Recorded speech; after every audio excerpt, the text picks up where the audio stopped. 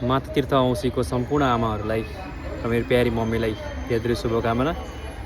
अब आज पर्न गएको यस माता तीर्थ औँसीको होइन, अब सबैले कसले कसरी त्यो देखाउँछ भन्ने कुरा होइन, यसरी पोस्ट आएर भिडियो हालेर फोटो हालेर देखाउने होइन। त्यो भनेको माया ममता जे छ त्यो मनमा छ, त्यो जन्मदेखि लिएर निरन्तरता यसम्म चलिआएछ नि त।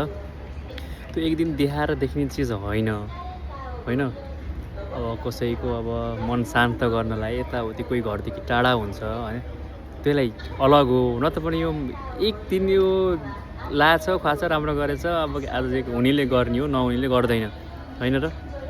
देखावटीको लागि नगरौँ, आफ्नो मम्मीलाई आमालाई सधैँ हँसाउने कोसिस गरौँ। किन त्यो दुःख गरेर हामीलाई यहाँसम्म पुऱ्याइदिनु भयो, पढाइ लेखाइ गरिदिनु भयो होइन र। त्यही भएर एकछिनको देखावटी नगरौँ, माया भनेको सदाबहार हुनुपर्छ।